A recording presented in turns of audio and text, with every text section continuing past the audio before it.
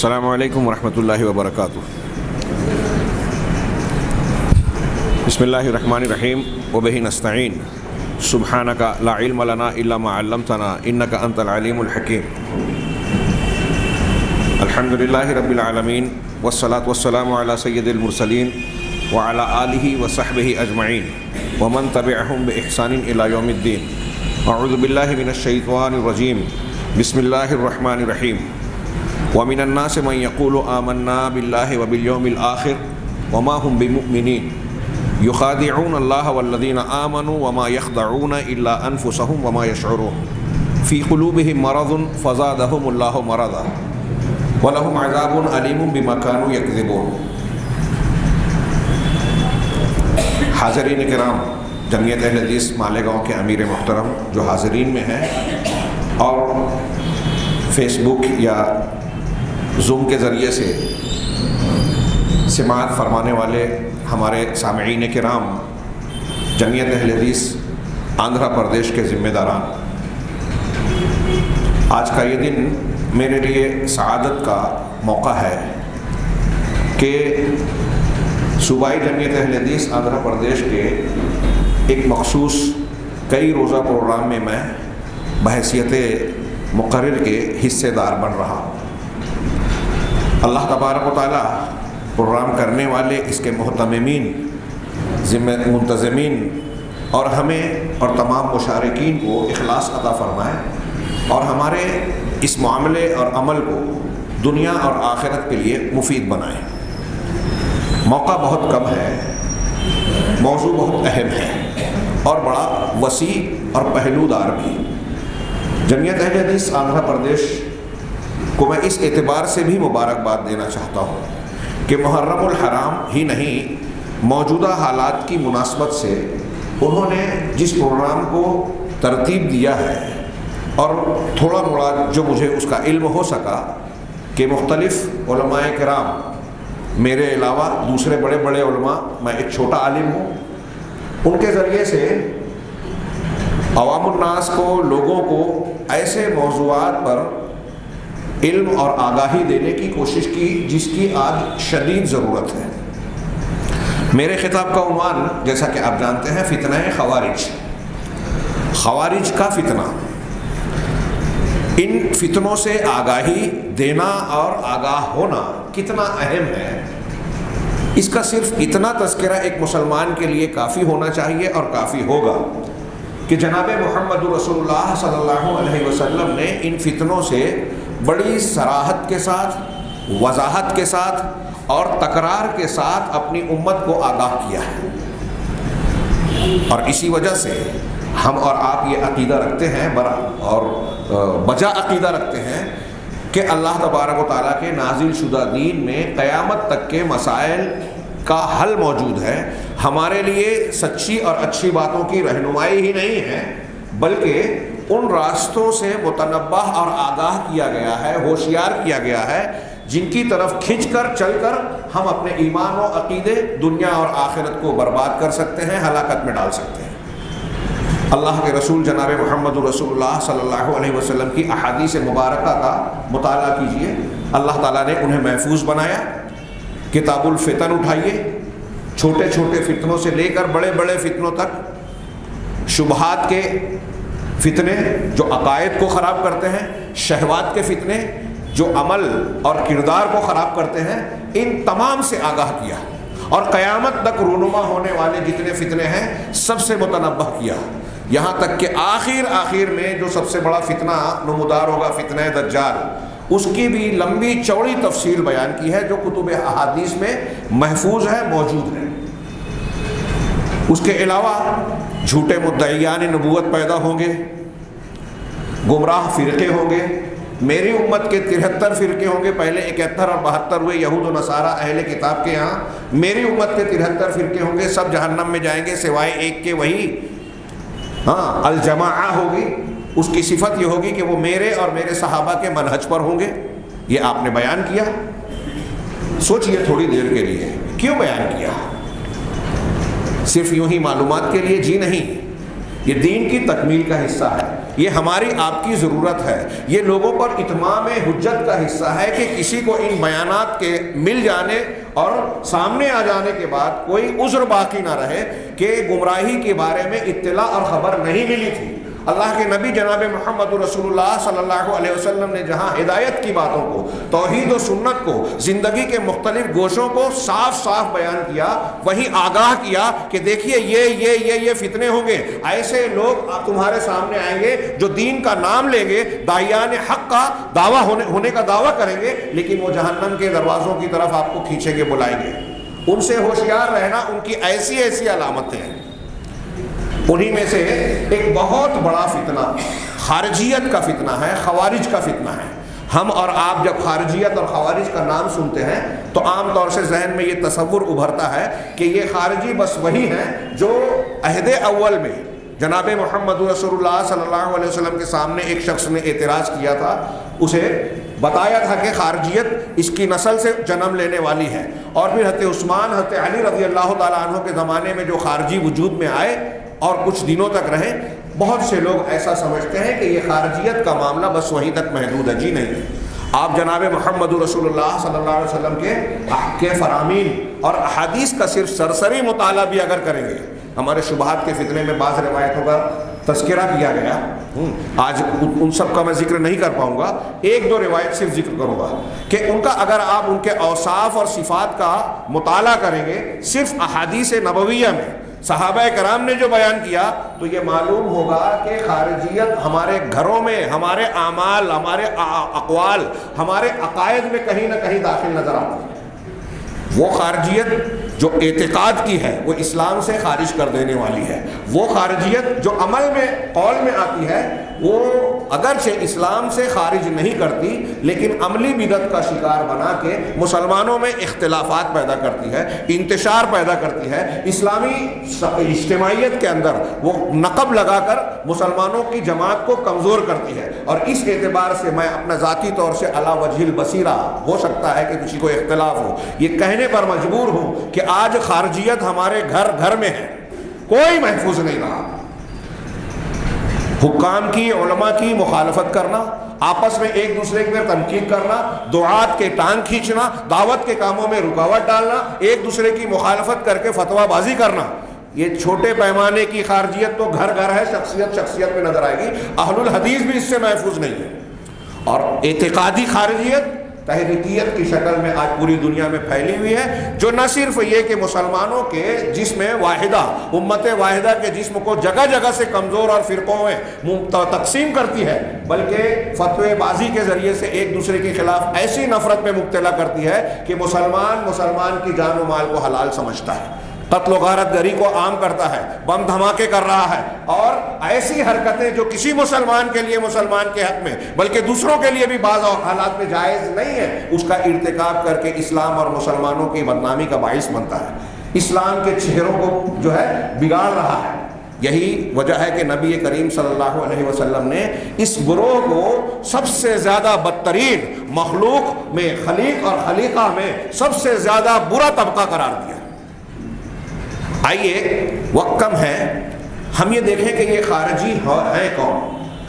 چند اوصاف کا روایات اور سلف کے اقوال اور ان کی تعریف کی روشنی میں تذکرہ کریں۔ میں نے کہا بہت کم وقت ہے، اور پھر صرف ان صفات کی روشنی میں غور کریں، تاریخ میں کیا کیا نقصانات ہوئے اشارہ کر سکیں گے، اور آج ہمارے گرد پیش میں خارجیت کی مختلف شکلیں جو موجود ہے فتنے کی شکل میں، اس سے ہم کو اپنے آپ کو، اپنے نوجوانوں کو متنبہ کر کے ہوشیار رہنا اور بچانا ہے۔ یہ ضروری ہے، اس کے لیے ہمیں اس کی معرفت حاصل کرنا ہوگی۔ جناب محمد رسول اللہ صلی اللہ علیہ وسلم نے جو فتنے اور جو پریشانی اسلام اور مسلمانوں کے خلاف اٹھنے والی گمراہیاں بیان کی ہیں، اس کا سیکھنا جاننا بہت ضروری ہے۔ وہ شخص اسلام کی خدمت اور حفاظت کر ہی نہیں سکتا جو اسلام کے ساتھ ساتھ جاہلیت کو بھی نہ جانے۔ حضرت عمر فاروق کا اس سلسلے میں بڑا مشہور قول ہے، آپ نے بارہا سنا ہوگا۔ میں آتا ہوں موضوع سے متعلق براہ راست چند امور کو پیش کرتا ہوں۔ سب سے پہلے خوارج کی تعریف کے سلسلے میں امام بربہاری، ان کی مشہور کتاب عقیدے کی کتاب ہے شرح السنہ، اس میں وہ کہتے ہیں کہ ومن خرج على امام من ائمة المسلمین فهو خارجی وقد شق عصا المسلمین وخالف الآثار ومیتته میتۃ الجاہلیہ۔ یہ انہوں نے مختصر سی تعریف کی کہ جو شخص مسلمانوں کے ائمہ پر خروج کرے، ایسے مسلمان امام، سردار، یا یہاں مراد وہ ہے کہ جو خلیفۃ المسلمین ہو، حاکم ہو، جس کے پاس قوت نافذہ ہو، اس کی مخالفت کرنا۔ آج کی شکل میں ہمارے یہاں کہتے ہیں کہ دنیا میں کوئی نہیں ہے، جدید دور کے خارجی یہ کہنے کی کوشش کرتے ہیں، حالانکہ جہاں کوئی مسلم حکومت ہے، اور خاص طور سے جیسے سعودی عرب، وہاں صاف اعلان ہے کہ اس ملک کا دستور قرآن و سنت ہے، اور ظاہر میں حتی الامکان ہمیں اس کی تنفیذ نظر بھی آتی ہے۔ لہٰذا وہاں کی حکومت ایک معنی میں کچھ اعتراض ہو سکتا ہے، اسلامی حکومت ہے۔ ہمارے یہاں بعض تحریکی ایران میں صرف تھوڑا سا اعلان ہو گیا خمینی کے آنے کے بعد کہ حدود شرعیہ کا نفاذ ہوگا، خوب ڈھنڈورا پیٹا حکومت اسلامیہ ایرانی حکومت کبھی اسلامی حکومت رہی نہیں اور ہو بھی نہیں سکتی۔ موجودہ جو عقائد کے حاملین وہاں قابض ہیں، اگر وہ نافذ بھی ہو جائیں، قائم بھی ہو جائیں، تو یہ نہیں ہوگا کہ اس وقت تو جب رافضیت کا ہم تعارف کریں گے تو پتہ چلے گا کہ رافضیت اسلام کی مخالف تحریک کا نتیجہ ہے، اور یہ خارجیت کے سکے کا دوسرا رخ ہی ہے، شیعیت۔ اور تکفیر میں سب سے اول قدم، بعض علماء کہتے ہیں کہ سب سے زیادہ کافر قرار دے، مسلمانوں کو گناہ کی وجہ سے کافر قرار دینے میں سب سے آگے خارجیت ہے۔ بعض علماء کہتے ہیں کہ ان سے بھی آگے رافضی ہیں، جنہوں نے صحابہ میں سے 3-4 کے علاوہ کسی کو نہیں چھوڑا، سب کو مرتد و کافر قرار دے دیا۔ ہمارے سامنے کچھ اقتباسات ہیں، لیکن شاید وہ پیش نہ کر سکوں وقت کی قلت کی وجہ سے۔ یہ امام بربہاری نے تعریف کی کہ ائمہ مسلمین، مسلمانوں کے اماموں کے مخالفت کے خلاف جو خروج کرے وہ خارجی ہے۔ اب یہ اعلیٰ پیمانے پہ یہ ہوگا، باقاعدہ جو بغاوت کرتا ہے وہ خروج ایک معنی رکھتا ہے۔ چھوٹے پیمانے پہ اگر مسلمانوں کی کوئی جماعت ہے، گروہ ہے، علماء، ائمہ، جماعت کے ذمہ داران کوئی کام کر رہے ہیں، ایسا کام جس سے منہجی طور پر آپ متفق ہیں، لیکن اگر کوئی جزوی اختلاف ہوتا ہے تو آپ ان کو کمزور کرنے کے لیے، جیسا کہ آج ہمارے یہاں سیاسی مزاج، جمہوری مزاج، کل کے درس میں شبہات کے فتنے میں میں نے کہا کہ یہ جو خارجیت کا مزاج ہے اس کو جمہوری مزاج سے کافی تقویت ملی ہے کہ ہر کس و ناقص اپنی رائے کو تھوپنا چاہتا ہے۔ امام علماء کی رائے کو کوئی اہمیت دیے بغیر، ان کی باتوں کی تفصیلات کو جانے بغیر، اپنی بات کو ہر اچھے برے چھوٹے بڑے معاملے میں جو ہے رائے پیش کر کے تھوپنے کی کوشش کرتا ہے، اور بغیر کسی گہرے غور و فکر اور بصیرت کے ہر معاملے میں تنقید کرتا ہے۔ یہ جمہوری مزاج، آزادی رائے کے نام پہ جو ایک آوارگی پھیلائی گئی ہے، اس نے اسلام اور مسلمانوں کے اسلامی دائرے میں خارجی فکر کو تقویت پہنچائی ہے، اس کو فروغ دیا ہے۔ چنانچہ چھوٹے پیمانوں پہ آپ دیکھیے کہ ہمارے سماج اور معاشرے میں ہر معاملے میں کوئی بھی جماعت کا اتفاق، متحدہ مشارکت کے ذریعے سے فیصلہ ہو، ہمارے درمیان سے کچھ نہ کچھ لوگ تنقید کرنے والے، مخالفت کرنے والے، علماء کے بارے میں الٹی سیدھی باتیں کرنے والے، ذمہ داران جمعیت کے بارے میں باتیں کرنے والے، جمعیت کو تفریق میں بانٹنے والے آپ کو قدم قدم پر ملیں گے، ملانے والے شاذ و نادر، اور کچھ قدم چل کے بیٹھ جائیں گے۔ یہ میں ایسا مانتا ہوں کہ ایک مظہر ہے چھوٹے پیمانے پہ، عقیدہ نہ صحیح، چھوٹے پیمانے پہ یہ خارجیت ہے۔ ابھی ہم تھوڑی سی وضاحت آگے کریں گے۔ دوسرے امام کہہ رہے ہیں کہ وقت شک کا، اس شخص نے جو ائمہ مسلمین کی مخالفت کر رہا ہے اور مسلمانوں کی لاٹھی کو اکٹھا ہو جانے کے بعد اس میں جو ہے اس کو پھاڑ رہا ہے، یعنی جماعت کے اندر تفریق ڈال رہا ہے، تو اس کی موت جاہلیت کی موت ہوگی۔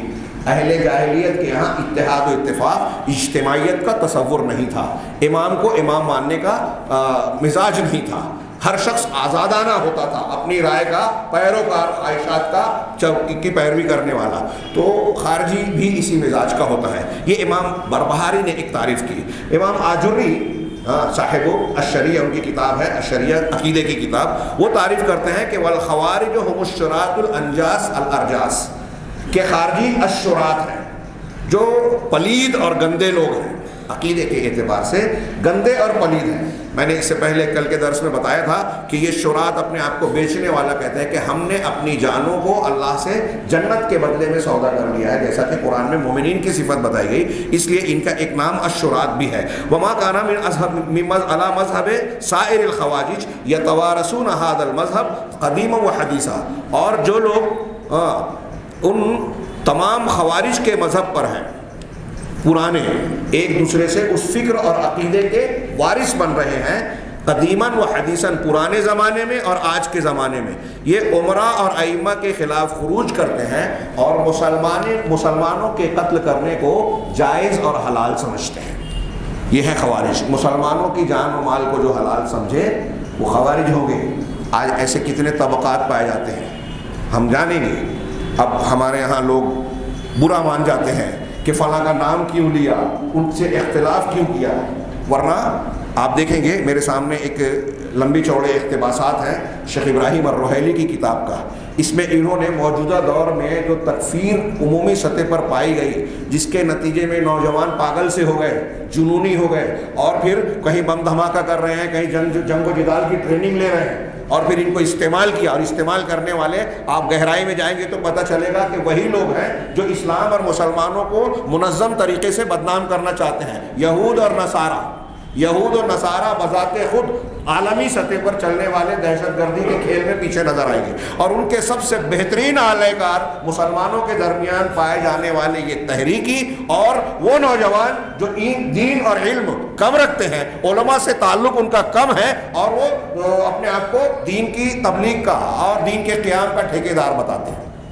ان میں متاثر ہیں جن لوگوں سے، جن سے یہ لوگ متاثر ہیں، ان میں سر فہرست میرے مخاطبین آندھرا پردیش کی جمعیت کے لوگوں سے میں تھوڑی سی معذرت چاہوں گا کہ آپ شیخ روحیلی اور دوسرے عرب علماء کی کتابیں دیکھیے، اور بہت سارے لوگوں کی، آپ کو نظر آئے گا کہ وہ بیان کرتے ہیں کہ سید قطب صاحب فی ظلال القرآن، معالم فی الطریق، اور ان کی دوسری کتابیں ہیں، انہوں نے تھوک کے ساتھ جو ہے مسلمانوں کے کافر ہونے کا فتویٰ لکھا ہے۔ ان کی کتابیں موجود ہیں، کوئی ہم ایسی بات نہیں کہہ رہے ہیں جو ثابت نہ کر پائے یا جس کا حتہ پتہ نہیں۔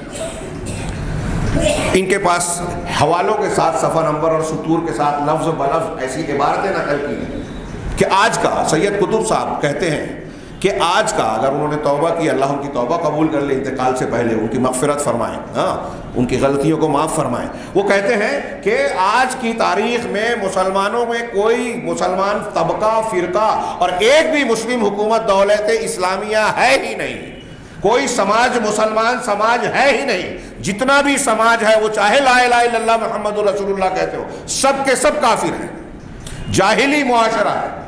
ان سے یہاں تک انہوں نے کہا کہ بھئی ان کا گوشت کھانا چاہیے کہ نہیں، شادی کرنی چاہیے کہ نہیں۔ پھر ان سے شیخ اشماوی نے نقل کیا مذکرات میں کہ ان سے جا کے سوال کیا گیا تو کہا کہ اہل کتاب کی عورتوں سے جس طرح نکاح جائز ہے ویسے نکاح کر لو، اور اہل کتاب کا ذبیحہ جس طرح کھا سکتے ہیں ویسے ان کا ذبیحہ بھی کھا سکتے ہیں، کھا لو اہل کتاب کے مقام پر رکھ کے، یہ مسلمان نہیں ہے ہم اور آپ۔ یہاں تک شیخ سید قطب نے کہا کہ مآذن میں، اذان خانوں میں جو اذان دی جاتی ہے، جو لوگ کہہ رہے ہیں اشہد ان لا الہ الا اللہ اشہد ان محمد رسول اللہ، وہ اس شہادتین کے اقرار کے باوجود مسلمان نہیں رہ گئے، اسلام سے خارج ہو گئے۔ ہاں، اور پھر یہ جو اس نے جو فتنہ پروری، فتنہ پیدا کیا، اس کے بارے میں شیخ بھنساوی اور دوسرے بہت سارے علماء نے بیان کیا کہ سید قطب نے اپنی اس فکر کو جس سے لیا، اس میں سر فہرست مولانا ابو العلا مودودی صاحب ہیں۔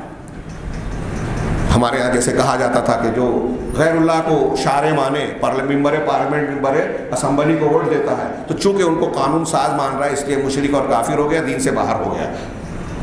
اس فکر کو سید قطب نے لیا اور اس کو کہیں زیادہ شدت سے پیش کیا۔ ہمارے یہاں بھی یہ فکر پائی جاتی ہے، اور پھر اس کے ماننے والے مسلمانوں کو کافر کہتے ہیں۔ یہ چھوٹی موٹی بات نہیں ہے، کتنا بڑا فتنہ ہے۔ پوری تاریخ میں آپ دیکھیں گے تو اس خارجیت اور رافضیت کی تکفیری فتنے نے مسلمانوں کو جتنا کمزور کیا، فرقوں میں بانٹا، دوسرے لوگوں کے سامنے بدنام کیا، اور ان کے ہاتھ کا آلہ کار بنا کر مسلمانوں کو خود مسلمانوں کے خلاف استعمال کروایا، اس سے زیادہ بڑا نقصان کسی اور کا نہیں ہوا۔ انہوں نے اپنی گود میں بہت سارے فتنوں کو پالا، جس میں سر فہرست تصوف کا فتنہ ہے، یہی شیعیت اور خارجیت۔ افسوس کہ ہم ان سب چیزوں کی تفصیل کو پیش نہیں کر سکتے۔ آگے ہم بڑھتے ہیں۔ وَيَخْرُجُونَ کہہ رہے کہ امام شہرستانی کہتے ہیں کہ کل من خرج علی الامام الحق، امام حق کے خلاف جو بھی خروج کرتا ہے ہر وہ شخص اتفقت الجماعت علیہ یسمى خارجیا، جماعت کا اس بات پر اتفاق ہے کہ ایسے شخص کو خارجی کہا جائے گا، سواء کان الخروج فی ایام الصحابہ علی الائمۃ الراشدین، چاہے اس کا خروج صحابہ کرام کے زمانے میں ہو، خلفائے راشدین کے زمانے، او کانا بعدہم علی التابعین باحسان الی یوم الدین، یا پھر تابعین کے زمانے میں جو قیامت تک احسان کے ساتھ متابعت کرنے والے لوگ ہیں۔ ایک تو تابعین اصطلاحی طور پر ہوتے ہیں، ایک تابعین وہ ہیں جو قرآن و حدیث اور صحابہ کے منہج پر چلنے والے احسان کے ساتھ، جن کو کہا جاتا ہے قیامت تک پیدا ہوتے رہیں گے، یعنی اہل حق۔ شیخ الاسلام علامہ ابن تیمیہ کہتے ہیں کہ خوارج الخوارج هم اول من کفر المسلمین یکفرون بالذنوب ویکفرون من خالفهم فی بدعتهم ویستحلون دمه وماله، کہ خوارج سب سے پہلے گروہ اور لوگ ہیں جنہوں نے مسلمانوں کو کافر قرار دیا، وہ گناہوں کی وجہ سے کافر قرار دیتے ہیں، اور کافر قرار دیتے ہیں ہر اس شخص کو جو ان کی بدعت سے ان کی مخالفت کرے، اور اس شخص کے جان اور مال کو حلال قرار دیتے ہیں۔ یہ خوارج کا کی ایک بارز اور کھلی ہوئی علامت شیخ الاسلام علامہ ابن تیمیہ بیان کر رہے ہیں کہ یہ گناہوں کے بدلے میں، اب یہیں سے ایک چیز جو ایک علمی گفتگو ہو جائے گی، میں صرف اشارہ کروں کہ ایمان کسے کہتے ہیں۔ اہل سنت والجماعت کے یہاں ایمان 3 چیزوں کا مجموعہ ہے: دل کی تصدیق، زبان کا اقرار، عمل بالجوارح یا عمل بالارکان، ارکان پر عمل کرنا، ان تینوں کا مجموعہ جو ہے وہ ایمان ہے۔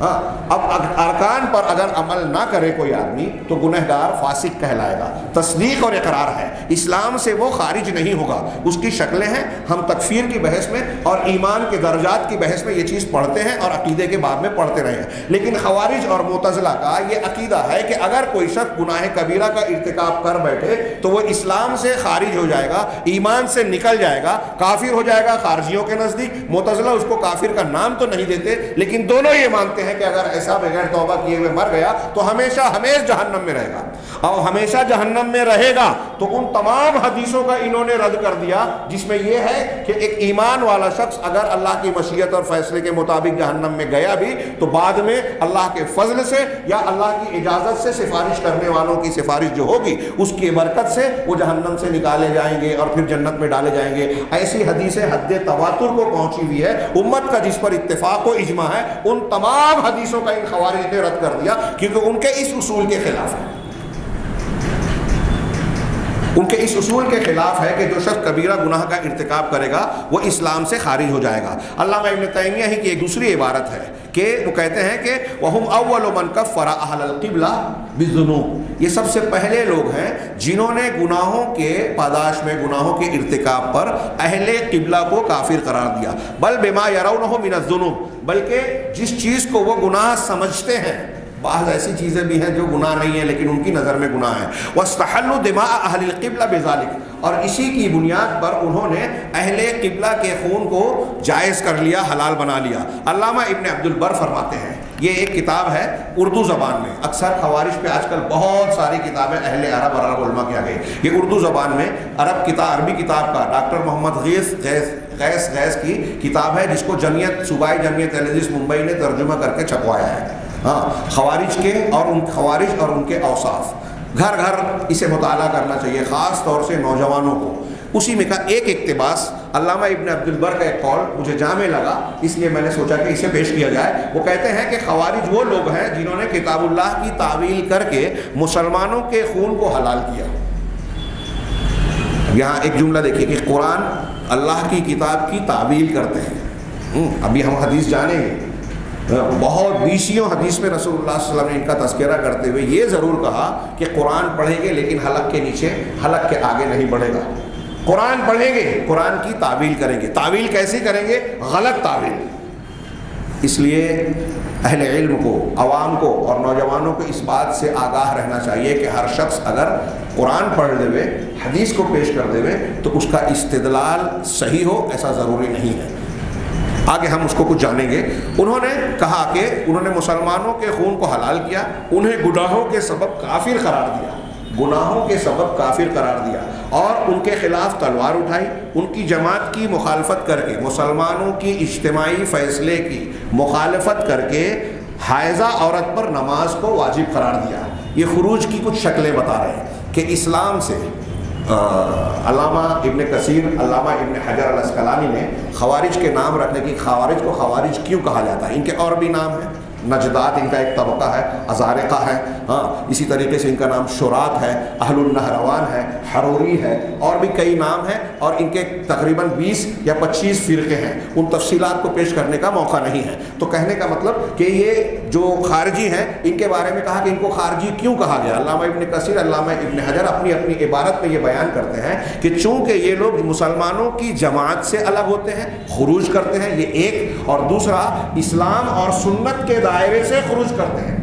دو باتیں دھیان رکھیے، دین اسلام اور اس کے احکامات سے خروج، تو اس کے خروج کی کچھ مثالیں دے رہے ہیں علامہ ابن عبد البر رحمہ اللہ، اور جماعت سے خروج، کہا کہ یہ جماعت کی مخالفت کر کے حائضہ عورت پر نماز کو واجب قرار دیا۔ ان کے نزدیک شادی شدہ زانی پر رجم نہیں ہے۔ آج ہمارے یہاں منکرین حدیث اور بعض عقل پرست جو کسی جماعت اور تحریکیت سے جڑے ہوئے ہیں، ان کے یہاں بھی اگر عقل میں نہیں آتی تو کئی حدیثوں کا رد کرتے ہیں، اور یہ بھی ایک روایت ہے جس ثابت شدہ حدیثیں ہیں کہ اگر کوئی شادی شدہ زانی مرد یا عورت زنا کرے گا تو اس کے لیے رجم کی سزا ہے، اور کنوارے کے لیے 100 گھوڑا اور 1 سال کی جلاوطنی۔ لیکن یہ لوگ بھی، خوارج بھی اس کا انکار کرتے ہیں، اور ہمارے زمانے میں ہمارے بیچ میں بھی کچھ ایسے عقل پرست پائے جاتے ہیں، یعنی ان کو یہ کہنا چاہیے کہ وہ خارجیت کے اثرات ہیں ان پر، انکار حدیث کے اثرات ہیں، کہ انہوں نے بھی یہ کہا کہ اگر شادی شدہ زانی ہے تو قرآن سے ثابت نہیں ہے، اس لیے ہم نہیں مانیں گے، قرآن میں تھا اب نہیں ہے، منسوخ التلاوہ ہے۔ خیر، کہا بلکہ اسے حد کے طور پر 100 کوڑے مارے جائیں گے، یہ خارجی کہتے ہیں۔ ان کے خیال میں صرف بہنے والا پانی یا بہت زیادہ اکٹھا پانی ہی انہیں پاک کرے گا، اور دوسرا پانی سے پاکی حاصل نہیں ہوگی۔ اس کے علاوہ اور بھی بہت سی چیزیں ہیں جن میں انہوں نے مسلمانوں کی جماعت کی مخالفت کی۔ اس طرح دین میں انہوں نے نئی نئی چیزیں پیدا کر کے دین سے اس طرح نکل گئے جیسے تیر شکار کو چھید کر اس سے پار کر جاتا ہے۔ یہ علامہ ابن عبد البر کی، ایسے اور بھی اگر مسائل کو اکٹھا کریں تو ایک لمبی فہرست بنے گی کہ خارجی کن کن چیزوں میں اسلام اور مسلمان کے اجماعی اور متفقہ مسائل کی مخالفت کرتے ہیں۔ اس میں ایک مسئلے کا صرف میں ذکر کروں، یہ یہودی نصرانی غیر مسلموں کو قتل کرنے کو حرام کہتے ہیں، ان کے قتل کو ناجائز کہتے ہیں، اور مسلمانوں کے خون کو، ان کے بہانے کو حلال کہتے ہیں، بلکہ صرف حلال نہیں کہتے، یہ تک کہتے ہیں کہ یہ اللہ اور اس کے رسول صلی اللہ علیہ وسلم مسلمانوں کو قتل کرنا، ان جو ہم مسلمان ہیں ان کی فکر اور بدعت کے مخالف ان کو قتل کرنا یہود و نصارہ کے قتل سے زیادہ افضل ہے۔ یہ ان کا آخری اور مطلب ایک امتیازی مسئلہ۔ میں کچھ روایتیں، 2-3 روایتیں صرف پیش کروں، وہ بھی عربی چھوڑ کر، حاصل کلام۔ نبی کریم بخاری اور مسلم کی حضرت ابو سعید خدری رضی اللہ تعالیٰ عنہ سے مروی روایت ہے کہ آپ کے پاس مال غنیمت آیا، آپ نے 4 لوگوں کو دیا، مصلحت تھی، روایت لمبی ہے، اس تفصیل سے قطع نظر۔ تب ایک شخص جس کی آنکھیں دھسی ہوئی، پیشانی ذرا ابھری ہوئی تھی، اور بال سر کٹے ہوئے، بخاری کی ایک روایت میں یہ بھی ہے کہ خارجیوں کی ایک علامت ہوگی کہ بال کو مونڈے رہیں گے یا بال اکھاڑیں گے۔ تو وہ شخص آیا اور اس نے اللہ کے نبی صلی اللہ علیہ وسلم کو خطاب کر کے کہا، یا محمد اتق اللہ، یا محمد، اے محمد اللہ سے ڈریے، تقوی اختیار کیجیے۔ کس سے کہہ رہا ہے؟ نبی صلی اللہ علیہ وسلم سے۔ کوئی ایمان والا مسلمان شخص ایک پیغمبر سے اور جناب محمد رسول اللہ صلی اللہ علیہ وسلم سے اس طرح کی جرات، اس طرح کا خطاب کر سکتا ہے؟ گستاخانہ۔ اور پھر اللہ کے نبی صلی اللہ علیہ وسلم کو بتائے گا کہ تقوی کرو، آپ کو بتائے گا کہ کس کا کیا حق ہے۔ بہرحال اس نے یہی کیا، تو اس نے فقال تب رسول اللہ صلی اللہ علیہ وسلم نے کہا کہ فَمَن يُطِعِ اللَّهَ إِنْ عَصَيْتُهُ، اگر میں نے اللہ کی نافرمانی کی، تقوی اختیار نہیں کیا، تو بتاؤ کہ اللہ کی اطاعت اور فرما برداری اور کون کرے گا؟ میں نہیں کرتا۔ تو اَيَأْمَنُنِي أَهْلُ الْأَرْضِ عَلَىٰ أَهْلِ الْأَرْضِ وَلَا تَأْمَنُونِ، کیا اللہ تعالیٰ مجھے، رسول اللہ صلی اللہ علیہ وسلم فرما رہے ہیں کہ مجھے زمین پوری دنیا کے لوگوں کے سلسلے میں امین سمجھ رہا ہے، جانتا ہے اللہ تبارک تعالیٰ، اللہ کی نظر میں میں سب کے لیے امانت دار ہوں، قابل اعتماد ہوں، اور تم مجھے امانت دار نہ سمجھو، ایمان لانے کے باوجود یہ بات کہہ رہے ہو۔ یہ کہنا تھا کہ آدمی جو ہے پیٹھ میں، اسے کوئی شرمندگی نہیں ہوئی، معذرت نہیں کی۔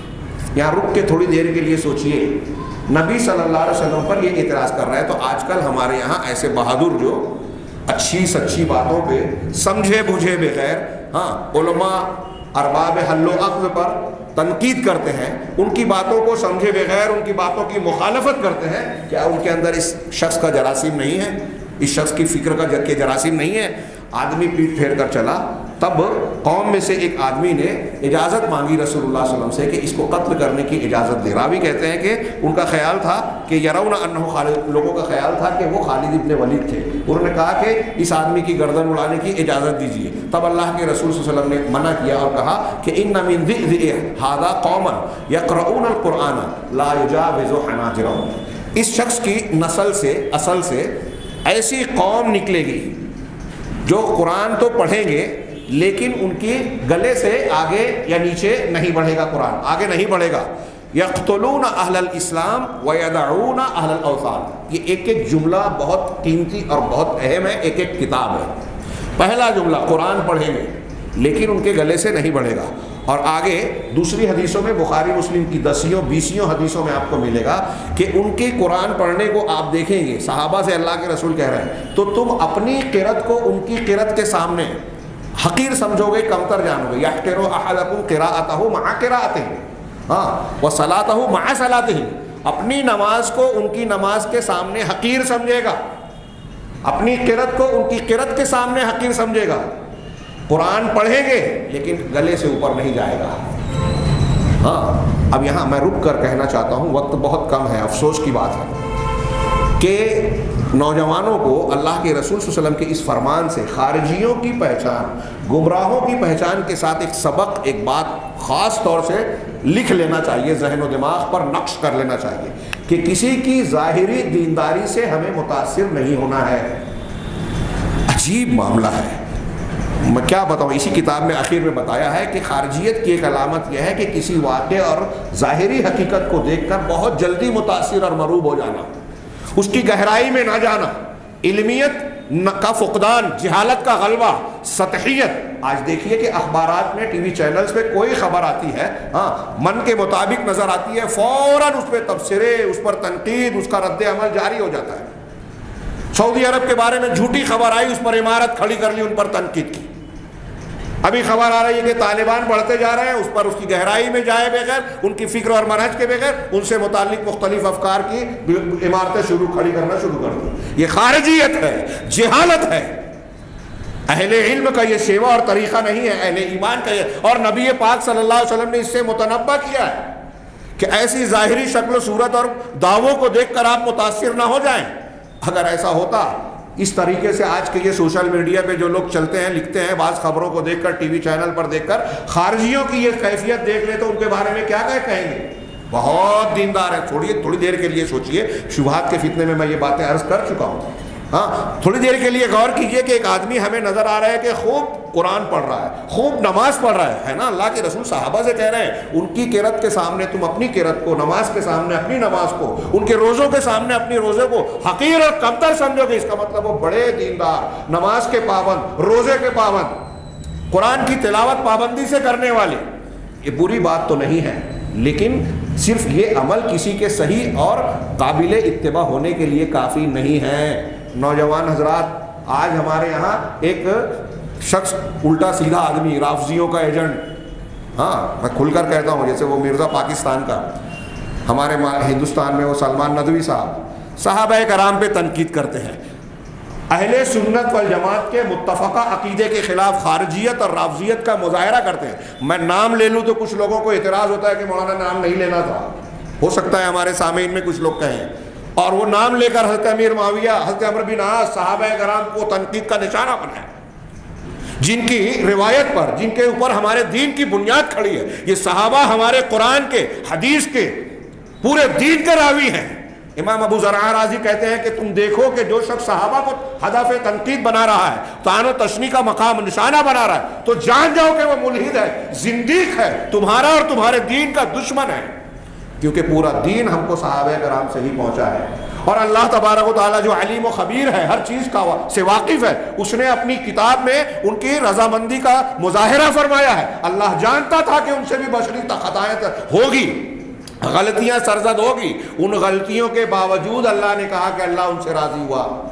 تو جن سے اللہ راضی ہے ان سے ہم راضی نہ ہوں، یہ رافضی راضی نہیں ہے۔ ابوبکر صدیق، عمر فاروق، عثمان غنی، ان سب کو کافر اور ان کے ماننے والوں کو کافر، اور یہ خارجی جتنے بھی حضرت علی اور حضرت امیر معاویہ نے تحکیم کا مسئلہ جب اختیار کیا تو یہ کہتے ہیں کہ جن لوگوں نے حکم بنایا، صفین کے موقع پر صلح کرنے کے لیے حکم ادھر سے اور ادھر سے ایک بنایا گیا تھا، دونوں نے حکم بنایا، تو جن لوگوں نے حکم بنایا، جو حکم بنے وہ دونوں صحابی حضرت ابو موسیٰ اشعری، عمرو بن عاص رضی اللہ عنہما، اور جو لوگ اس پر راضی ہوئے، یہ خارجی کہتے ہیں کہ وہ سب کافر، تھوک سے انہوں نے کفر کا فتویٰ۔ اب تھوڑی دیر کے لیے سوچئے کہ یہ خارجیت اور رافضیت کی بنیاد پر اگر ان کی بات کو مان لیں، ان سے ہم جو ہے میل جول اور ان کے تعلق سے نرم گوشہ رکھیں، تو جب صحابہ کرام ہی مسلمان نہیں بچے تو ہمارا رب کا اسلام کہاں رہا؟ آپ قرآن کہاں سے مانیں گے؟ وہی راویان ہیں صحابہ کرام، حدیثیں کنہوں نے روایت کی، دین کس سے سیکھا، آگے کہاں سے بڑھا؟ اس بنیاد پر ہی ضرب لگا دی ان یہود و نصارہ کے ایجنٹوں نے۔ اسلام میں سب سے پہلے یہ خارجی پیدا ہوئے اور پھر ان کی کوکھ سے جنم لیا رافضیوں نے، اور رافضی دراصل عبداللہ بن سبا یہودی کی پروان چڑھنے والے تھے۔ ابھی ہم ان علامتوں پر غور کریں، انہی تناظر میں دیکھیں گے کس طرح یہ پروان چڑھے پیدا ہوئے۔ صرف 5 منٹ بچا ہے، اس میں کیا کیا سمیٹوں میری سمجھ میں نہیں آتا۔ یہ صرف حدیث کے الفاظ پر غور کیجیے اور پوری تاریخ میں غور کیجیے کہ لا یجاوز حناجرہم، قرآن ان کے گلے سے آگے نہیں بڑھے گا۔ وَيَقْتُلُونَ أَهْلَ الْإِسْلَامِ، یہ خارجیوں کی ایک علامت بتائی گئی کہ اہل اسلام کو قتل کریں گے، وَيَدَعُونَ أَهْلَ الْأَوْثَانِ، اور اہل اوثان بت پرستوں کو چھوڑ دیں گے۔ ہمارے بیچ میں آج آپ غور کریں، ایسے بیسیوں لوگ ہمارے اندر ملیں گے۔ قتل اور قتال والا سسٹم آج نہیں ہے، قتل بڑھ رہا ہے الگ بات ہے، لیکن آپ کو نظر آئے گا کہ منکرین حدیث، قادیانی، رافضی اور دوسرے اسلام کو نقصان پہنچانے والوں کی جو تحریکیں آج ہمارے طرف چل رہی ہیں اور گھیرے ہوئے ہیں، شبہات اور شہوات کے فتنوں کی مسلمانوں پر یلغار ہے۔ گھروں میں داخل ہو کر ہماری خواتین، ہماری بچیوں تک کو نشانہ بنا رہے ہیں، رو رہے ہیں نا ہم کہ وہ دین سے دور ہیں، غیر مسلموں سے شادی کر رہی ہیں، اس دین بدل رہی ہیں۔ یہ سب کیا یوں ہی ہو رہا ہے؟ آنکھیں بند کر کے ہم مسائل سے آنکھیں بند کر لیں تو مسائل ختم ہو جائیں گے؟ یہ ساری سازشیں ہیں، منصوبے ہیں کفر کے، اور اس میں خارجیت کے جراثیم اپنا کام کر رہے ہیں کہ کوئی کسی کی سننے کو تیار ہی نہیں ہے۔ تو یہ جو اثرات ہمیں ارد گرد میں نظر آ رہے ہیں، یہ آپ دیکھیں گے کہ ان چیزوں سے بہت سے لوگ بے فکر ہیں، ان کو اس کی فکر نہیں ہے۔ انا پر جہاں ٹھیس پہنچی ہے کہ فلاں عالم میرے خلاف ہے تو اس کا درس روکا جائے، اس کی تقریر روکی جائے، اس کی غیبت کی جائے، اس کی چغلی کی جائے، اس کی شخصیت کو، اس کے خاندان کو بدنام کیا جائے۔ آپس کے جھگڑے کے لیے ہمارے پاس وقت ہے، غیبت کرنے کے لیے بہت وقت ہے، اور لوگوں کو روکنے کے لیے ہمارے پاس صلاحیتیں ہیں، طاقت ہے، لیکن دین کا دفاع کرنے کے لیے نہیں ہے۔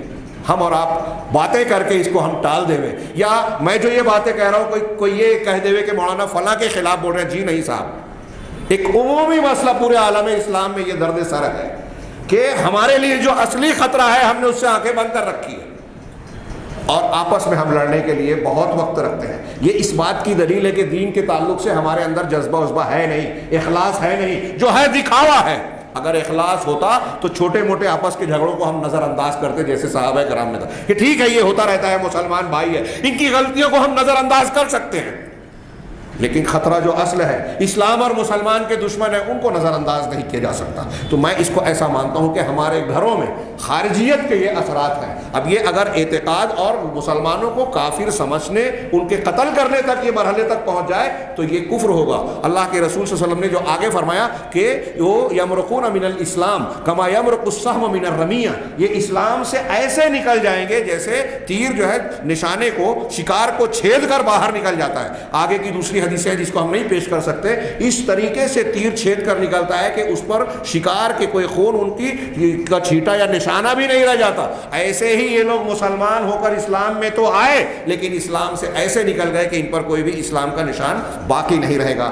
ایسے یہ خارجی ہوں گے۔ اب یہ جو انہوں نے پہلا والا جملہ بیان کیا کہ یہ اہل اسلام کو قتل کریں گے اور اہل اوثان کو چھوڑ دیں گے، ایک جملہ اللہ کے نبی صلی اللہ علیہ وسلم نے فرمایا، اور خارجیت اور رافضیت میں دونوں کو جوڑ کر کہہ رہا ہوں، اور محرم الحرام کی اس مناسبت سے بہت اہم موضوع تھا یہ، لیکن وقت بہت کم ہو سکتا ہے کہ اس کے کچھ پہلو دوسرے علماء کرام کو دیے گئے ہوں۔ آپ غور کیجئے کہ پوری تاریخ میں، اب میں اگر بیان کرنا چاہوں حضرت عثمان غنی رضی اللہ کے نبی صلی اللہ علیہ وسلم پر اعتراض کیا اس شخص نے، خارجیت کے ایک فکر کی گویا کا بیج پڑ چکا تھا۔ عبداللہ بن سبا وغیرہ آئے، حضرت عثمان غنی رضی اللہ تعالیٰ عنہ کے زمانے میں حضرت عمر سے زیادہ اسلام کا جو ہے زمین کا نقشہ جو پھیلا، دنیا کے اندر فتوحات حاصل ہوئی، 12 سال آپ خلیفہ رہے، ذو النورین آپ تھے، آپ کے فضائل اور جنتی ہونا، عشرہ مبشرہ میں سے ہونا ہم سب جانتے ہیں۔ ہاں، لیکن یہ سبائی ٹولہ جس نے ایک طرف بعد میں خارجیت کی بنیاد ڈالی اور یہ رافضیت کی، لیکن پہلے انہوں نے خارجی طریقہ اختیار کیا۔ دونوں میں نے کہا ایک ہی سکے کے دو رخ ہیں۔ انہوں نے لوگوں میں یہ پھیلایا کہ ارے یہ عثمان غنی، انہوں نے بہت پیسہ اکٹھا کر رکھا، ان کے پاس بڑا مال ہے، غلط طریقے سے اکٹھا رکھا۔ اب ہمارے یہاں ہے نا کہ کسی کی سن کر تحقیق نہیں کرتے، گہرائی میں نہیں جاتے، ہاں بھائی بہت پیسے والے ہیں، تو اب ان کے ساتھ ہوتے گئے۔ ہمارے یہاں بھی لوگ آ کے کوئی کان میں کسی عالم کے خلاف، کسی دین کا کام کرنے والے کے خلاف کوئی بات بولتا ہے، ہم اس کے پیچھے بھاگنے لگتے ہیں، اس بات کو پھیلانے لگتے ہیں۔ یہ ہے خارجیت۔ حضرت عثمان غنی کے خلاف پورے عالم اسلام میں انہوں نے پھیلایا۔ تفصیل کا موقع ہو یا آپ کتاب پڑھ سکیں تو آپ یہ جانیں گے کہ حضرت عثمان غنی رضی اللہ تعالیٰ عنہ نے اس فتنے کو روکنے کی بڑی کوششیں کی، میٹنگیں بیٹھائی، افراد کو متعین کیا، ہاں صحابہ کرام میں کئی لوگوں کو متعین کیا کہ جا کے ان کو سمجھایا بجھایا جائے، اس شہر سے اس شہر بھیجا گیا کچھ لوگوں کو، لیکن یہ اپنے کارکردگی سے باز نہیں آئے۔ پھر انہوں نے منصوبہ بنایا کہ ہم سب جو ہے ایسے ایسے لوگ ہیں، ان کی مخالفت کرنا ہے تو اب کھل کے کریں گے تو دقت ہوگی، حاجیوں کی شکل میں ہم حج کرنے جائیں، ہاں مکہ اور پھر مکہ سے مدینہ، اور وہاں اپنے معاملات کو جو ہے یہ انجام دے دیں۔ حاجیوں کی شکل میں گئے اور اس موقع پر بہت سارے صحابہ مدینہ سے حج کے لیے مکہ آئے ہوئے تھے اور انہوں نے مدینہ میں اپنی جو ہے کارگزاری کی، کچھ لوگوں کو جھوٹے خطوط دیے اور لوگوں کو گمراہ کرنے کے لیے۔ دیکھیے آج کل جو کر رہے ہیں نا، ہمارے یہاں لوگ بہت چالاک سمجھتے ہیں اپنے آپ کو، جھوٹے خطوط، جھوٹی تحریر، اس کے نام کی تحریر کہ انہوں نے ایسا کیا تھا، اخبار میں دیا، سوشل میڈیا پہ دیا، تو انہوں نے بھی کیا کیا کہ ایک خط حضرت عثمان غنی کے نام اور مہر کے ساتھ میں کچھ لوگوں کو دیا کہ جا کے وہاں پہنچاؤ، اور کچھ دور جانے کے بعد ان سے کہا کہ پہلے خط کھول کے تو دیکھو۔ خط کھول کر جب دیکھا تو پتہ یہ چلا کہ اس میں یہ لکھا ہوا ہے کہ یہ جو خط لانے والے ہیں ان کو قتل کر دینا۔ حضرت عثمان نے ایسا لکھا ہوا، بتایا یہ گیا کہ حضرت عثمان غنی یہ لکھ رہے ہیں کہ ہم جو خط لے کے جائیں گے امیر معاویہ کے پاس یا ان کے جو وفادار والیان ہیں ان کے پاس، تو ان کو حضرت عثمان یہ کہہ رہے ہیں اس خط میں کہ جو خط لایا اس کو مار دو۔ اب خط لے جانے والے بھڑک گئے، حالانکہ یہ سب سوچی سمجھی سازش اور بنا بنایا منصوبہ تھا۔ اس طریقے سے بھڑکایا گیا، حضرت عثمان غنی کو گھیرا گیا اور مدینہ کی حرمت کو پامال کر کے مسلمانوں کو قتل کیا گیا۔ حضرت عثمان غنی نے اپنے ماننے والوں کو شدت سے منع کیا کہ کوئی تلوار نہیں اٹھائے گا، اللہ کے اس نبی کے اس مدینہ کی حرمت کو پامال نہیں کرے گا۔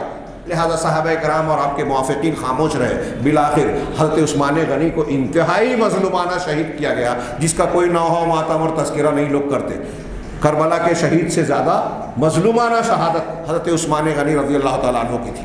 یہ بھی شہید وہ بھی شہید، تذکرہ ان کا ہوتا ہے، کیونکہ اس کے بنیاد پر اہل بیت کی محبت کا ڈھونگ رچا کر اسلام اور مسلمانوں کے خلاف ایک لمبی چوڑی سازش رچی گئی اور آج تک جاری ہے اور لوگ بے وقوف بن رہے ہیں۔ بہرحال حضرت عثمان غنی کا معاملہ خارجیت سے جڑا۔ حضرت عثمان غنی کے بعد حضرت علی کے زمانے میں جب صفین کا واقعہ ہوا، وہیں سے ان خارجیوں کا جو ہے ظہور ہوا کہ جب انہوں نے حکم بنایا دونوں طبقے نے کہ مسلمانوں میں صلح کرائی جائے، تصفیہ کرایا جائے، تو ان لوگوں نے تلواریں اٹھا لی، ارے ان الحکم الا للہ، حکم تو صرف اللہ کا ہے، تم انسان کو کیسے حکم بنا رہے ہو۔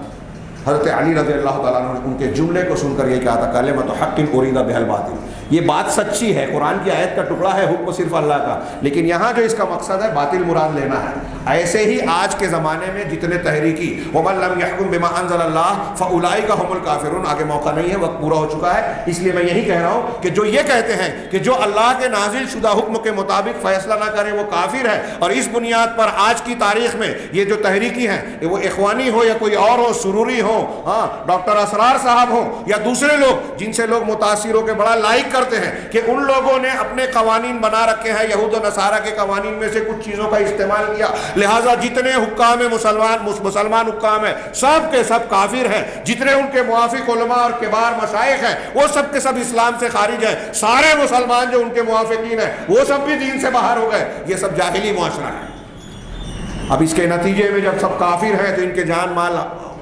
مباح ہے.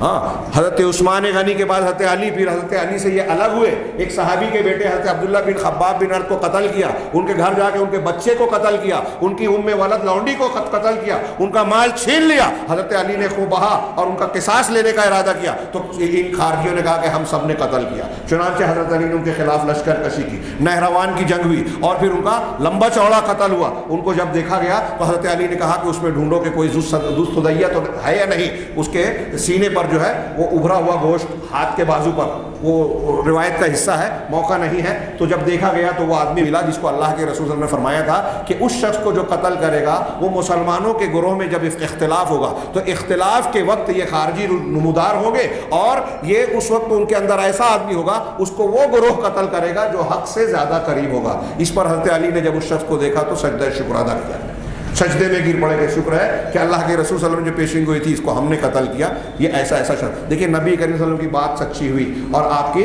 یہ نبوت کی دلیل ہے کہ آپ کی پیشین گوئیاں درست ثابت ہوئی. تو میں یہ عرض کر رہا تھا حضرت عثمان حضرت علی کا زمانہ، پھر واقعہ کربلا ہوا، اس سے پہلے اس کے بعد جو ہے مدینہ میں جو ہے واقعہ حرہ. اب یہ ایک بڑا اختلافی موضوع بن گیا. واقعہ کربلا پر جمعرات کو لمبا چوڑا خطاب انشاءاللہ ہوگا. واقعہ حرہ مدینہ کے لوگوں نے حضرت یزید کے ہاتھ پر بیعت کی مدینہ سے جا کر، اور واپس آنے کے بعد وہ بیعت توڑ دی. تب یزید نے ابن عقبہ، مسلم ابن عقبہ کیا نام تھا، ان کو ان کی سرکردگی میں لشکر بھیجا. یہ بغاوت تھی. اب یہاں کچھ لوگ اس سے بھی استدلال کرتے ہیں. میرے سامنے جو کتاب ہے اس میں بحث کی گئی، اگر کوئی اچھے لوگوں نے کہیں غلطی کی ہے، خارجیت والا عمل اختیار کیا ہے، تو اس کو دلیل بنا کر ہم پیش نہیں کر سکتے. اس کی 4 وجوہات بیان کی ہیں. پہلی بات تو یہ کہ اللہ کے رسول قرآن اور حدیث کی اتباع ہم پر فرض ہے. اگر اس کے خلاف کوئی بڑے سے بڑا آدمی بھی کوئی قول عمل اختیار کرے تو وہ ہمارے لیے دلیل نہیں ہے. دوسری بات یہ کہ ان لوگوں میں سے کئی لوگوں نے جو ایسی حرکتیں کی توبہ کر لی. تیسری بات یہ کہ جب بھی ایسی کوئی حرکت اچھے لوگوں نے غلطی سے کر لی تو ان میں سے آپ کو دیکھیں گے کہ دوسرے کچھ لوگوں نے روکا. اہل مدینہ نے جب مخالفت کی بیعت توڑی تو حضرت نعمان بن بشیر رضی اللہ تعالیٰ عنہ، حضرت عبداللہ بن عمر رضی اللہ تعالیٰ عنہما، ان لوگوں نے جا کر ان کو براہ راست سمجھایا، اللہ کے رسول اللہ کی حدیثیں یاد دلائی اور بتایا کہ ایک مرتبہ بیعت کر لینے کے بعد اس کی مخالفت کرنا یہ اہل ایمان کا شیوا اور طریقہ نہیں ہے، یہ غدر ہے. اور اللہ کے رسول صلی اللہ علیہ وسلم نے اس کی سخت وعیدیں بیان فرمائی ہے. تو مخالفتیں بھی کی گئی اور بھی اس قسم کی اور بھی کئی دلیلیں دی گئی. پھر اس کے بعد آپ تاریخ میں دیکھیں گے کہ ابن اشعث کا ایک فتنہ آیا، ابن محلب کا ایک فتنہ آیا، یزید ابن محلب. ان میں سے ایک ایک فتنے میں مسلمانوں کی تلوار سے خود مسلمان ابن اشعث فتوحات کر رہے تھے، یہود و نصارہ کی سرحد پر پہنچ گئے تھے. لیکن وہاں حجاج بن یوسف کا ایک خط ملا اور اس پر ناراض ہو کے آپس میں مشورہ کیا. جواب میں خط بھیجا، کیا ہے وہ حجاج بن یوسف نے جب سخت خط لکھا، سردی کے موسم میں انہوں نے روکنے کی درخواست کی، اس پر انہوں نے سخت خط لکھا تو حجاج کے باغی بن گئے. اور جو ولید عبد الملک بن مروان خلیفہ تھا اس کے اور اس کی بیعت کو توڑ کر مسلمان علاقوں پر قتل عام کرتے ہوئے لوٹ گئے. تو اہل علم نے لکھا کہ اب تک جو غیر مسلموں کو قتل کر کے وہاں اسلام پھیلانے جا رہے تھے، اب وہاں سے رک کر ان سے مصالحت کر لی غیر مسلم بادشاہ سے کہ آپ ہمارا ساتھ دیں، ہم حجاج کی اینٹ سے اینٹ بجائیں گے، اور پھر مسلمانوں کا قتل شروع کر دیا. ان کی عزتیں لوٹی، مال لوٹا، قتل عام کیا. یہ خارجیت کا نقصان ہے اور یہ ایک دو نہیں، پوری تاریخ میں ایسے بیسیوں واقعات. اور پھر اہل کتاب اس میں بیان کیا گیا کہ جدید دور میں اگر آپ دیکھیں تو مصر میں، الجزائر میں، اور مختلف ملکوں میں یہ خارجیت کی مختلف شکلیں سر اٹھاتی رہی اور ان تمام معاملات میں اہل علم ان کو سمجھاتے رہے. خارجیت کے جو اوصاف بیان کیا ہے علماء نے وقت زیادہ ہو چکا ہے، میں صرف ایک ایک جملہ کہہ سکتا ہوں جبکہ وہ تفصیل طلب باتیں ہیں کہ یہ لوگ، ان لوگوں کے درمیان آپ کو اہل علم علماء کم ملیں گے. یہ دوسری بخاری مسلم کی ایک حدیث میں ہے کہ سیخرج فی آخر زمان، آخر زمانے میں کچھ ایسے لوگ نکلیں گے، ہم قوم احداث الاسنان، کم عمر لوگ ہوں گے، نوجوان کم عمر، سفہاء الاحلام، بے وقوف اور کم عقل ہوں گے، ان کے اندر بصیرت نہیں ہوگی. یقولون من قول خیر البریہ، بڑی چکنی چپڑی اور لوگوں میں بڑی اچھی بات کریں گے، تقریر بڑی اچھی کریں گے، زبان و بیان بہت زوردار ہوگی. آپ تقریر سن کے متاثر ہو جائیں. یہ میں یہی کہتا ہوں کہ دیکھیے ان چیزوں سے متاثر نہیں، ان کو لائک نہیں کرنا ہے موبائل پر، ویب سائٹس پر۔ اللہ کے رسول نے فرمایا کہ یہ قرآن پڑھیں گے لیکن ان کے حلق سے آگے نہیں بڑھے گا، دین سے اس طرح نکلیں گے جیسے تیر شکار سے نکلتا ہے۔ جب تم ان سے ملو فَإِذَا لَقِيتُمُوهُمْ فَاقْتُلُوهُمْ فَإِنَّ فِي قَتْلِهِمْ أَجْرًا، ان سے ملو تو ان کا قتل کرنا، اس لیے کہ ان کے قتل کرنے میں اجر ہے۔ اب یہ ہم اور آپ موجودہ ماحول میں نہیں کر سکتے، اس کے لیے جو شرائط ہیں جہاد کی، مخالفت کی، قتل اور قتال کی، اس کی ان شرائط کے ساتھ میں یہ کیا جائے گا، قیامت کے دن اس کا اجر ملے گا۔ ان کو لائک نہیں کرنا ہے کہ ہمارے نوجوان ان کو، جن کو قتل کرنا چاہیے، اللہ کے رسول کہہ رہے ہیں کہ ان کی مخالفت کرنا چاہیے، ان سے بچنا چاہیے۔ ہمارا نوجوان ان کو لائک کر رہا ہے، ان کی تقریریں سن رہا ہے، اور ان کی تقریروں کو سن کر علماء کو، مسلمانوں کے بزرگوں اور بڑوں کو جو ہے نشانہ تنقید بناتے ہیں، مخالفتیں کرتے ہیں۔ تو یہ کہہ رہے ہیں کہ یہ احداث الاسنان صفحاء الاعلام، ان روایتوں سے اور دوسری روایتوں سے یہ ثابت ہوتا ہے کہ ان کے اندر اہل علم کی کمی ہے۔ حضرت ابن عباس رضی اللہ تعالیٰ عنہ جب ان کے مناظرے کے لیے گئے، یہ 12,000 تھے قریب، ہاں حضرت علی نے بھیجا تھا، تو ان سے ان کے 3 اعتراضات تھے، تینوں کا جواب حضرت ابن عباس نے دیا۔ اپنی تقریر کے آغاز میں حضرت ابن عباس رضی اللہ تعالیٰ عنہ نے کہا تھا کہ تمہارے پاس انصار اور مہاجرین کے اہل علم نظر نہیں آتے، یعنی ان کے پاس علماء نہیں ہے، اہل علم نہیں ہے۔ تو آپ دیکھیے خارجیوں کے یہاں، اسی لیے جدید دور کی خارجیت کے تعلق سے لوگوں نے کہا کہ آپ دیکھیں گے کہ یہ جو اچھل کود مچاتے ہیں، یہ علماء، ان کے ساتھ آپ کو گہرے علماء نہیں ملیں گے، جو ہیں بھی تو وہ گہری بصیرت والے، گہرے علم والے نہیں ہیں، بلکہ ان کے بارے میں نظر آئے گا کہ یہ جو بڑے بڑے کبار، تجربہ کار، گہری نگاہ والے جو علماء ہیں دنیا کے اندر، یہ ان کے فیصلوں کی، ان کے فتووں کی مخالفت کرتے ہیں، ان کے خلاف فتوے بازی کرتے ہیں، اور کم علم لوگوں کو اونچے اونچے القاب دیتے ہیں کہ یہ علامہ ہیں، یہ فلاں ہیں، یہ ڈھما ہیں۔ جدید خارجیت کی علامتیں بتائی ہیں علماء نے ان حدیثوں کی روشنی میں، اور اتنا ہی نہیں بلکہ جو ان میں کم علم ہے وہ اپنے آپ کو فتوے کے مقام پر نصب کرتے ہیں۔ فتویٰ دینے کے لیے اپنے آپ کو پیش کرنا یہ کوئی چھوٹی موٹی بات نہیں ہے۔ عام عالم دین جو ایک علم رکھتا ہے، تدریس کرتا ہے، اہل علم آپ دیکھیں گے تو اس کے باوجود لوگ کہتے ہیں کہ علماء میں فتویٰ دینے کے لائق اسے سمجھنا چاہیے جسے دوسرے بڑے علماء یہ شہادت دے کہ ہاں یہ آدمی فتویٰ دینے کے لائق ہے۔ صرف یہ کہہ دینا کہ وہ بہت اچھا استاذ ہے، وہ بہت اچھا لکھتا ہے، وہ بہت اچھی تقریر کر دیتا ہے، یہ فتویٰ دینے کے لیے کافی نہیں ہے۔ فتوے کی قابلیت اور گہرائی الگ ہوتی ہے، اور آج کل ہم دیکھ رہے ہیں کہ ایک آدمی عالم بھی نہیں ہوتا، ہاں وہ اپنا چینل چلا رہا ہے، سوال و جواب کی نشست مقرر کرتا ہے اور سوال و جواب دے رہا ہے، فتویٰ دے رہا ہے۔ یہ خارجیت ہے، یہ میں نہیں کہہ رہا ہوں، صاحب کتاب کہہ رہے ہیں۔ پھر حضرت عثمان غنی کو جو گھیرا تھا، حضرت علی کے خلاف جو مظاہرہ کیا تھا، اور پھر اس کے بعد کے واقعات جو ہوئے، اس کی روشنی میں اہل علم نے باقاعدہ اس موضوع پر کتابیں لکھی ہے، العرب علماء نے، کہ جو آج کل جمہوریت کے نام پر یہ مظاہرے ہوتے ہیں، احتجاج ہوتے ہیں، حکومت کے خلاف احتجاجات کی مختلف شکلیں، ہڑتال اور بہت ساری اس قسم کی جو حرکتیں اختیار کی جاتی ہے، یہ سب جو ہے خارجیت کا حصہ ہے، قرآن و حدیث میں اس کی کوئی جگہ نہیں ہے۔ تو یہ بتا رہے ہیں کہ یہ اہل اسلام کو قتل کریں گے، اہل اوثان کو چھوڑ دیں گے۔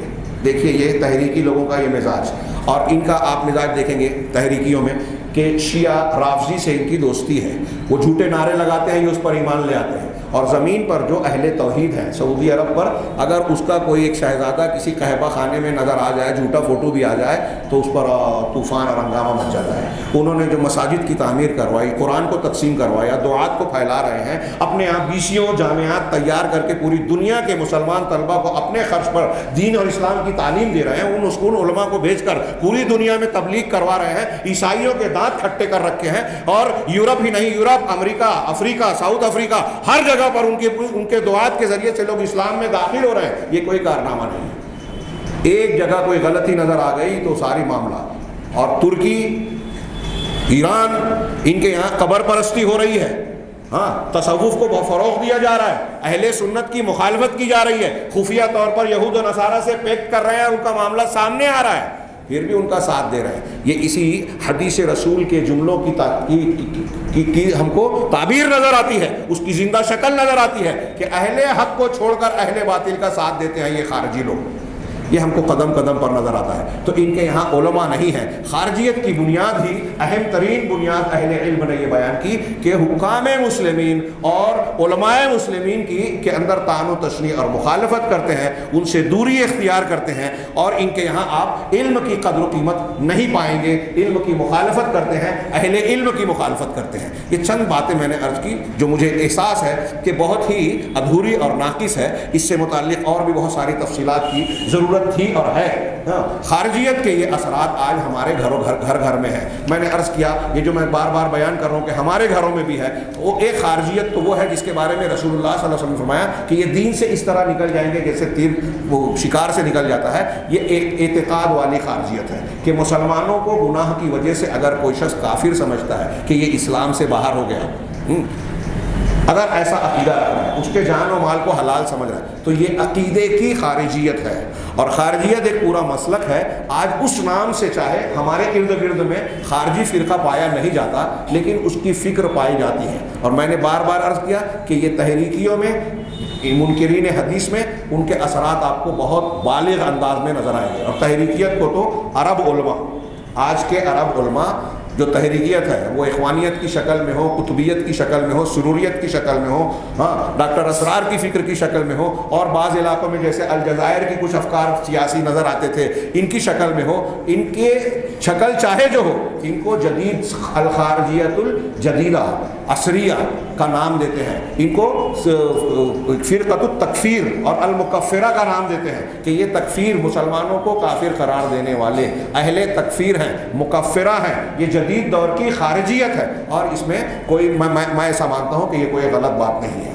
یہ آج یہ چیزیں پائی جا رہی ہیں جس سے ہمارے نوجوانوں کو متنبہ اور آگاہ ہونے کی ضرورت ہے. یہ محرم الحرام اور اس موقع پر جب ہم کربلا اور اس کا تذکرہ کرتے ہیں, جبکہ محرم الحرام کی شرعی حیثیت آپ دیکھیں, حضرت موسیٰ علیہ السلام کو اللہ نے نجات دی تھی فرعون سے ایک معجزانہ طور پہ, اور پھر ہجرت کا واقعہ کی بنیاد پر صحابہ کرام نے جو ہے اسلامی تقویم کی بنیاد رکھی. ان دو واقعات کو اگر ہم سامنے رکھیں تو صحیح اسلامی تصور ابھرے گا.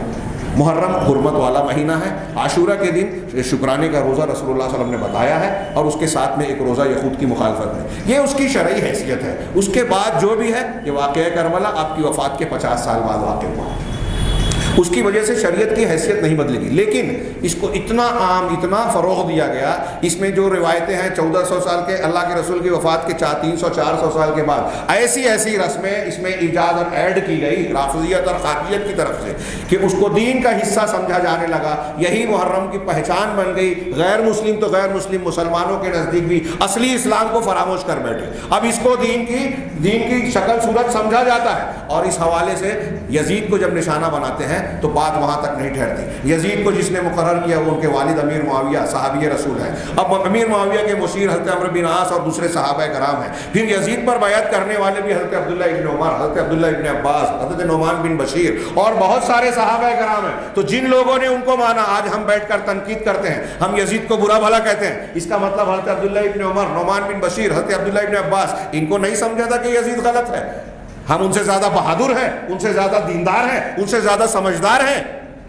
حقیقت یہ ہے کہ ہم دراصل فتنوں کے شکار ہیں, سازش کے شکار ہیں, خارجیت اور رافضیت کی سازش کے شکار ہیں کہ یہاں سے چلتا ہے معاملہ. تو دیکھیے آج ہمارے یہاں کچھ عالم کہلانے والے سلمان صاحب ہیں اور دوسرے لوگ, یہ بھی صحابہ کرام پر تنقید کر رہے ہیں. یہ خارجیت اور رافضیت کی سازش کا شکار ہیں, فکر اور عقیدے میں بھی شکار ہیں.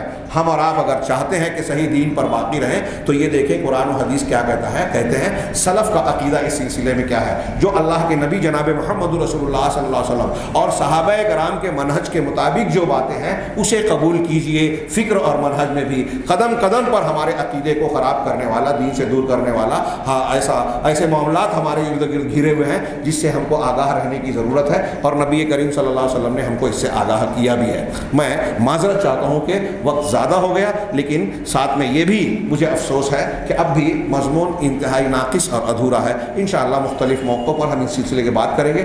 شبہات کے فتنے کا جو ہمارا سلسلہ وار درس جاری ہے ہر جمعہ کے دن مغرب کے بعد سے, مغرب اور عشاء کے درمیان, تو اس میں ابھی خارجیت کے فتنے سے ہی متعلق گفتگو ہے. جو باتیں میں نے آج کے درس میں, اس درس میں کچھ ادھوری اور ناقص پیش کی, انشاءاللہ اس کی کچھ تفصیلات اور بعض باتیں جو باقی رہ گئی ہیں اس کو بھی انشاءاللہ ہم بیان کریں گے, جس کی ہمیں اور آپ کو آج کے لوگوں کو ضرورت ضرورت ہے۔ اللہ تبارک تعالیٰ ہمیں صحیح دین کو سمجھنے اور اس کو اختیار کرنے کی توفیق عطا فرمائے۔ ہر قسم کے شبہات کے فتنے ہوں یا شہوات کے فتنے، ہر قسم کے فتنوں سے ہمیں محفوظ رکھے، اس دنیا کی امتحان گاہ میں ہمیں کامیاب ہونے کے گر سکھائے اور دنیا میں بھی سعادت سے نوازے، فتنوں سے محفوظ رکھے اور آخرت میں بھی ہر قسم کے عذاب اور پکڑ سے محفوظ رکھے۔ وآخر دعوانا ان الحمد للہ رب العالمین وصلی اللہ علی نبینا محمد والسلام۔